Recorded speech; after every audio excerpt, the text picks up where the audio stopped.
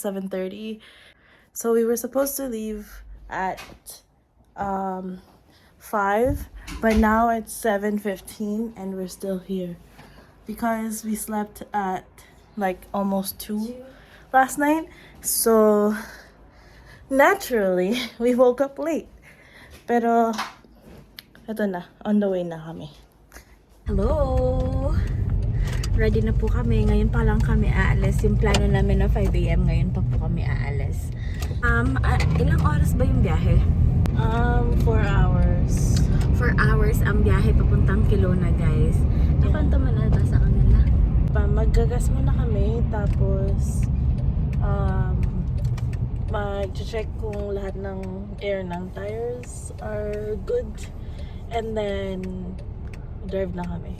So mga 30 minutes pa, 8 kami, so 12 kami, magla-lunch na kami doon. Late kami na tulog kagabi kasi nag-ayos kami ng bahay kasi yung landlord namin papunta ngayon. And inayos na rin namin para this week, pagbalik namin ng tomorrow or Monday or something, Chill na lang. hindi na kami maglilinis kasi this week punta ang ate ko, kapatid ko, Tsaka yung mom niya. friend ni ate, si Ate Grace, actually anak ni Tito Yolanda. And then yeah, they're staying for a week, so kailangan din na malinis yung bahay.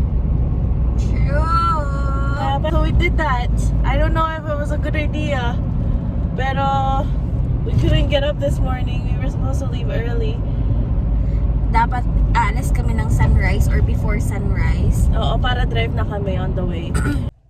Okay, so nandito na tayo sa, ano to? Esso? Nasa Esso kami. And tignan natin kung magkano yung gas. Ang gas ay $2.15. So $2. So ngayon, andito na tayo sa Esso, Canada, diba? Nakapag full tank pala kami, and yung nabayaran namin full tank was $66 all in all. Hindi ko alam kung gaano pa katagal, siguro yung $66 na yun. Isa yun, and then magpapa full tank na naman kami pabalik. Siguro, ewan ko kung needed na.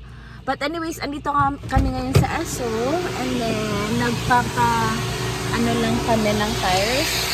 Okay, so ayun na nga, inayos na muna namin yung yung car. I-check muna namin kung okay ba yung okay yung gas. Pag kailangan nyo ng hangin, guys, dito sa Esso free. Ay, free ba sila? Oo. Free. Karamihan kasi sa mga gas station, magbabayad ka ng $1 ba yun for 3 minutes? Oo, parang ganun. Oo. So, ngayon, Okay na. Okay na. Guys, pag bibili kayo ng kotse or mag-start na kayo mag-drive ng kotse, alamin nyo yung mga ganito kasi hindi namin alam to. nung start, Pero it's very important.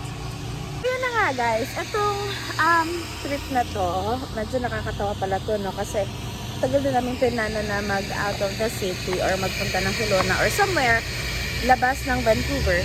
Pero, ngayon, kinikwento ko sa kanila kung anong yung plano natin. So, matagal na namin pinano to na kami, aalis kami ng long weekend.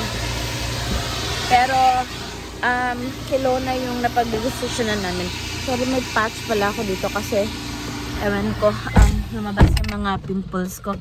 So, ayun na nga, matagal na namin napagplanuhan na lalabas kami ng Vancouver kasi nga long weekend. Dapat sa Victoria kami. Kaso lang na nung nagbo-book na ako ng ng hotel? Hindi, ng ferry papunta doon. Lahat booked up. Tapos ang liit lang ng Victoria, guys. Kaya yung mga roads maliliit din. And so kung fully booked ang ferry, then for sure ang traffic niyan. So mauubos yung oras namin sa traffic and like getting around and stuff. So ayun na nga. Ay, tapon mo to. Teka lang, magtatapon muna kami, no? Okay, so eto na nga guys.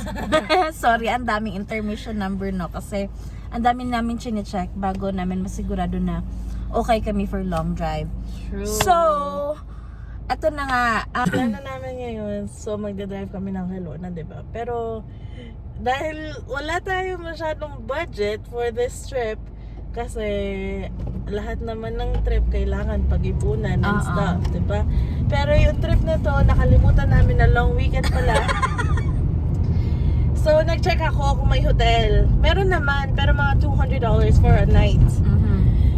And $200 for a night, for me, does not sound good. That's true. So,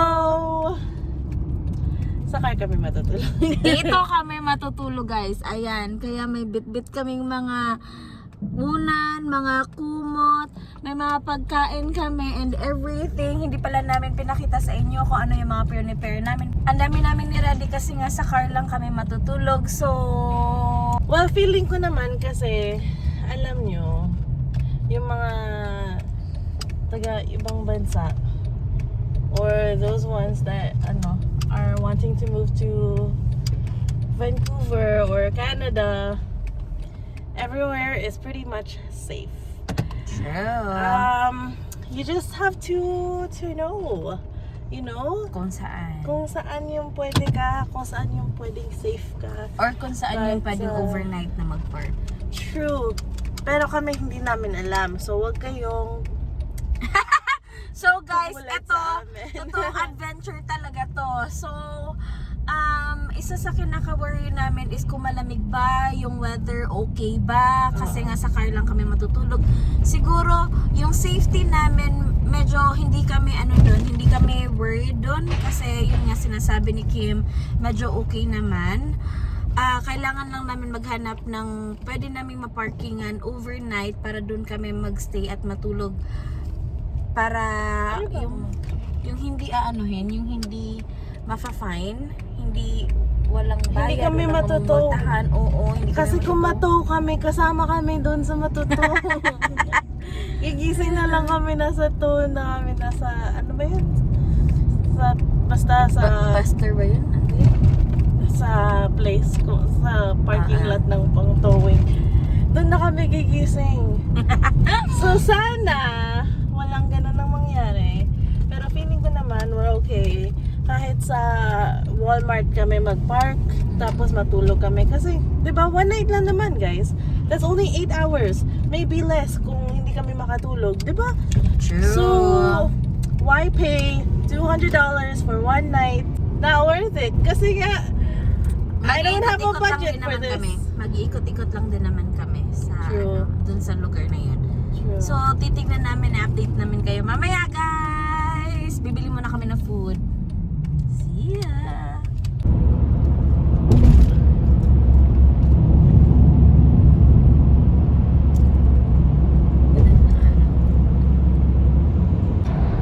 Guys, hulaan nyo, meron ding jeep dito sa BC. Ayan, no? Saan po biyahe nyo?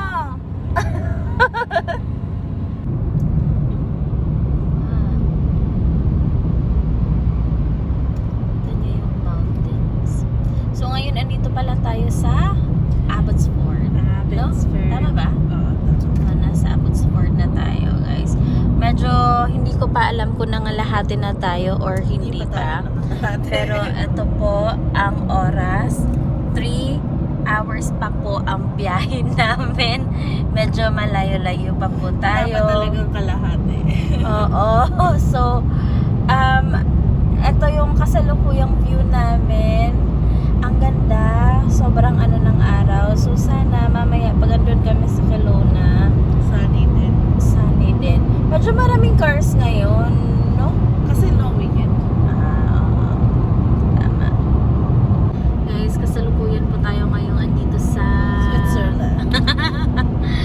Ito po yung nakikita nyo. Ayan. Saan ba tayo?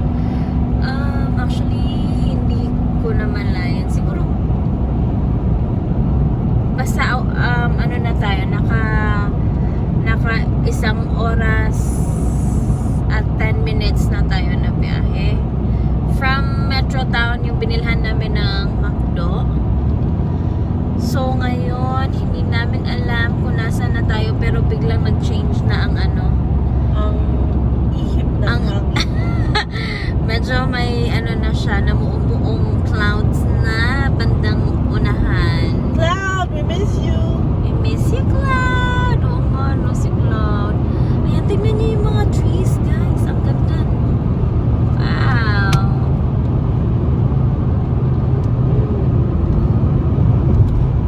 Medyo magalaw lang yung camera, pero gets niyo na kung anong gusto ko ipakita. Chiliwak. Chiliwak na pala. Ayan, nasa Chiliwak pala tayo. Noted. Ngayon, 17. I like it. Guys, andito na pala kami sa Kukihara Highway. So, eto lang, nawala na pala. Pero doon sa kabila, bago kami napunta dito, ongoing pa rin yung ano nila, pag-aayos nila ng roads. Kasi, di ba nga nasira yung road na yun, dadatas sinara yun. So, walang nakaka-pass doon sa, dito sa Kukihara Highway. Ngayon, open na, pero syempre dahan-dahan pa rin kasi may part pa din ng roads na inaayos. Pero so far, okay naman ang traffic. Tuloy-tuloy naman ang traffic natin ngayon. Tuloy pa rin ang traffic. So, ayan. At ito ang panahon ngayon. Back, dyan. Tadaan! Guys, ang speed nga pala dito, ang maximum is 110. So, you gotta get faster, guys.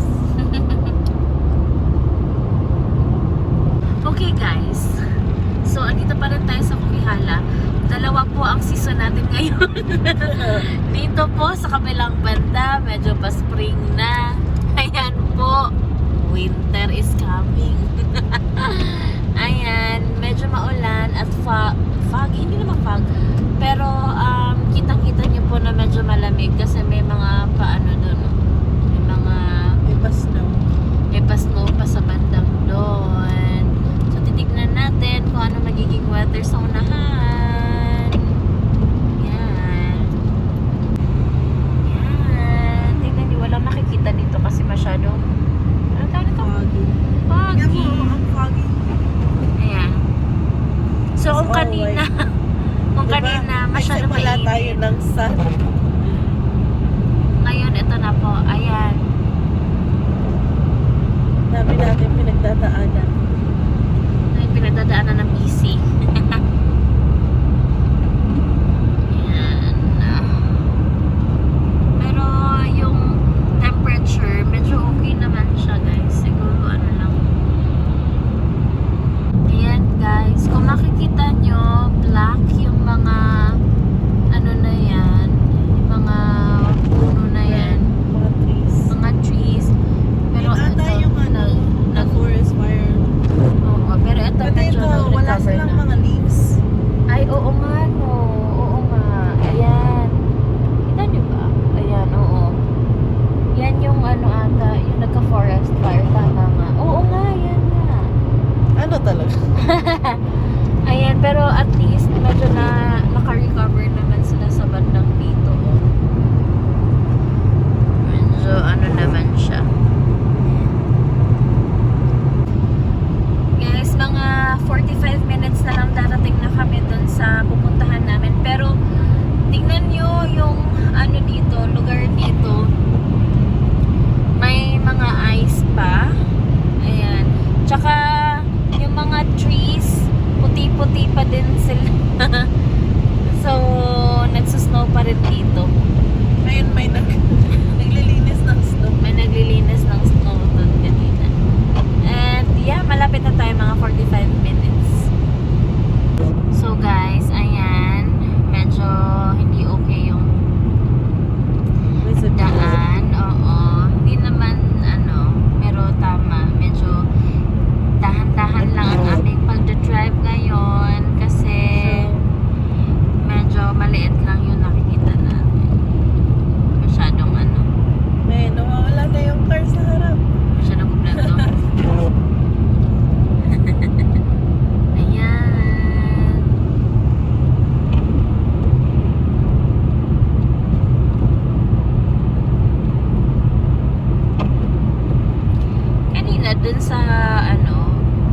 bago kami dumating dito.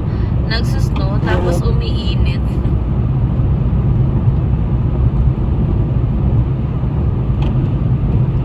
Ayan. We're back again. Kumusta naman? Okay lang naman. Chill. Chill lang po siya nagda-drive.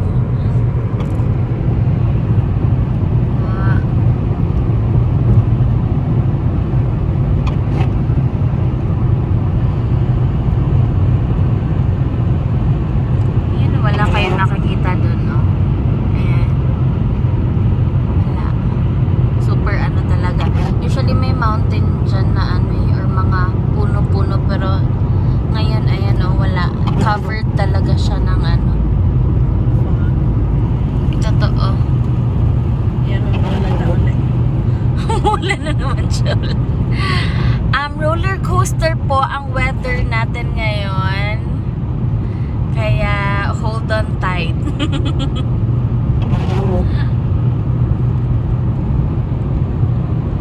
Surprise! We're back to summer.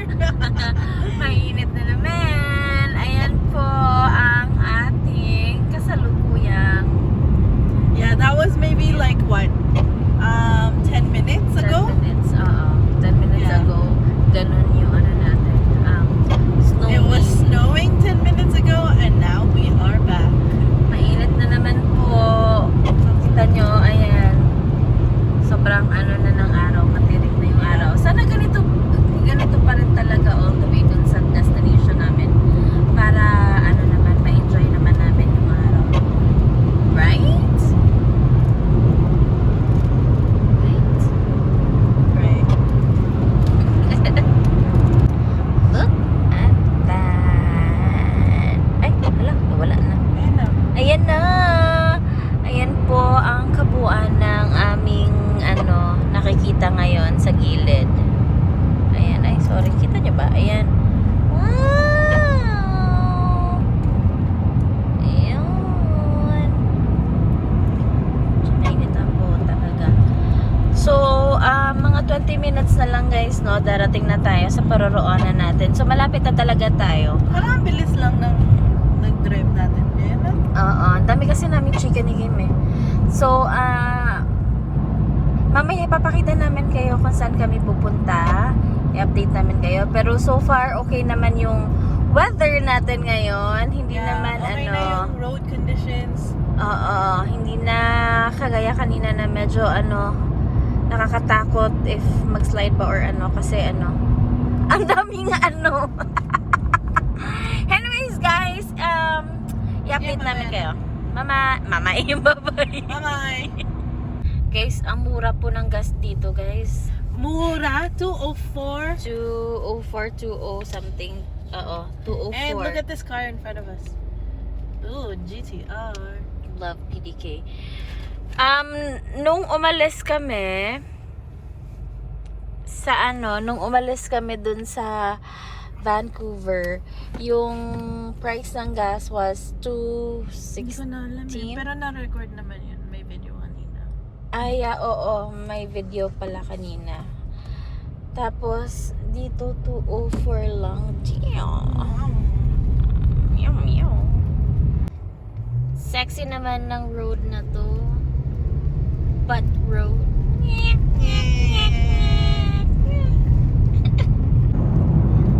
Mag-cross tayo ng ng lake. Mag-cross tayo ng lake kasi pupunta tayo ng West Kelowna. West Kelowna. Ayan. Yeah. Ayan yung Diyan tayo bridge. Jambalaya. See? Wow! If you look to your right, that is the Pacific Ocean. And then if you look on your left, Rest. you will see the Longganisa. Naging longganisa. Ayan na po siya, guys.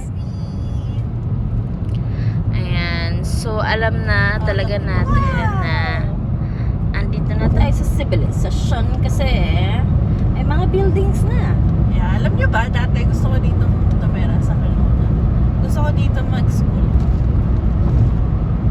Pero, actually, don't believe me because I wanted to go to school everywhere. So, I don't know. That is so true.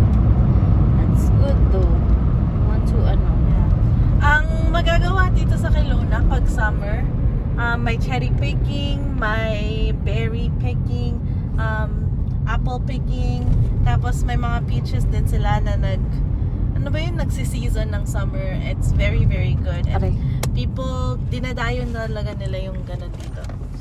That's what Kelowna is very famous for, is like the cherries and also the wineries, kasi marami ditong wineries.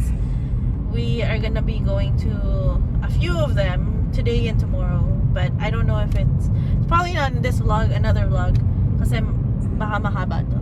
Yep. So, ngayon, 4 o'clock na, nagsa-set up lang kami ng tutulugan namin mamayang gabi para pag gabi na, ready to go na kami matulog. Yeah, so, Bumili kami sa Amazon ng parang yung carpet na ilalagay sa back ng seat. inflatable. Inflatable lang siya. And then, tabi kami doon mamaya. Siksikan. Aayusin lang muna namin and then papakita Yeah. namin sa inyo kung paano. Oo. At saka, it came with ano pala, plug for the car. Na namin. Ito yung Ito po itsura ang niya. magiging itsura na. Di ba maganda naman? Tapos, tingnan niyo. Ayan. May space si Kat. May space din ako mamaya siguro. Tama lang to eh. Oo. No? Yeah. Kaya natin makakasurvive tayo isang night. Isang night lang naman. So guys, na-set up na namin sa likod. Bale, ito yung itsura. So, yeah, doable naman siya titignan namin. I mean, for now, it's doable kung titignan nyo. Pero, mamaya tatest natin, ita-try natin kung okay ba siya. Yan. So, hindi kami na tuloy na mag-sleep sa car as we said kanina sa video. Kasi nga, Naikot na namin Oo. yung gusto namin ikutan. kaya if we stay another day, parang wala ring sense. And then, maaga pa nun nung natapos kami. So, mga 7:30, nag-drive na uli kami pa uwi. Yung last clip na nakita nyo, pa uwi na kami nun. Yung drive na namin pa uwi. Tapos yung drive namin pa uwi, naabutan kami ng Super dilim talaga. super dilim. So yung in-expect namin, or expected time of arrival namin dito was mga 10:51. Oo. Umabot kami, I think nag-extra kami ng isang oras. Hindi, Kasi- 11:30 naman tayo nakauwi. Oo nga, 10:51. Yung 30 minutes expected, lang. mga ano pala, sorry guys. So mga 30-40 minutes na extra Behind yung... schedule. Oo, kasi... Yeah. Kasi sa Kukihala, guys, if you don't know yung Kukihala na highway, ano siya, parang swerve siya, and then may mga spots na may lamps like night street lights. Street lights. Pero madalas na wala. So yung kabuang highway ng Kukihala, medyo delikado din siya kasi wala masyadong Kotse nung gabi. oo, so madilim. And then, marami kaming dapat abangan kung nagda-drive kayo ng Kukihala Highway kasi nga madilim, so hindi mo alam, baka may Oo. biglang mag-cross ng road, ganun. Yung mga deer. Tapos, marami ding truck sa gabi, which was really helpful kasi yun yung mga sinusundan namin. Pero ang nangyari, mas mabilis pa yung mga truck sa amin. Totoo. Kaya, hindi na rin kami nakapag-vlog no on the way home kasi I was super nervous. Well, Focus na kami sa yeah, I was sa super road. focused kasi dalawa kami. Mm-mm. And then, inaano ko rin si Tonyo yung car kasi nga old car. Mm-mm. So, parang dinadahan-dahan ko lang talaga. And then, nakauwi kami 11:30 and then, so, we slept right away after. Yeah, and we were just making sure na hindi kami aantukin sa road kasi mas mabuti na yung aware kami sa paligid or nakabantay kami sa paligid kasi nga delikado mag-drive ng sobrang dilim. Oo. At saka highway.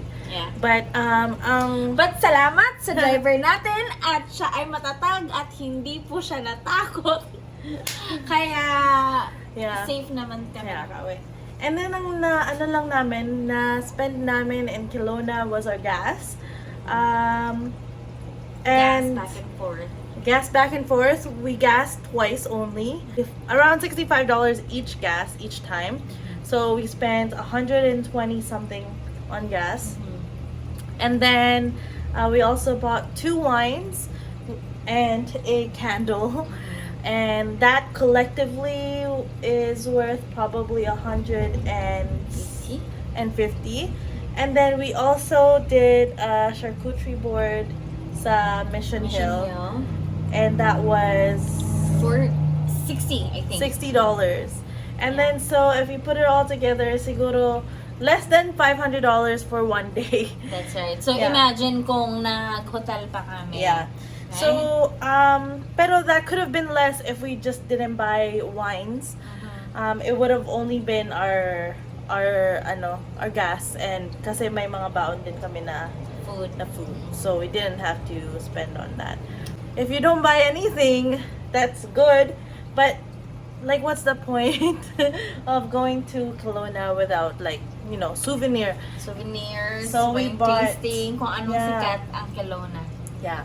So we just bought yung wine na gusto ni Kat, and dessert wine kasi nga pupunta rin yung family ko dito, so we can all try it together. So yeah, yun lang naman for this vlog. Thank you all for watching. Yes guys, and abangan nyo maybe sa separate vlog namin, ipa-vlog namin yung mga kaganapan namin sa Kelowna para at least makita nyo kung ano mga ginagawa namin doon habang nag-iikot-ikot kami sa Kelowna. Yeah, so yeah, that's all for today's vlog. Thanks all, bye. Thank you, bye-bye!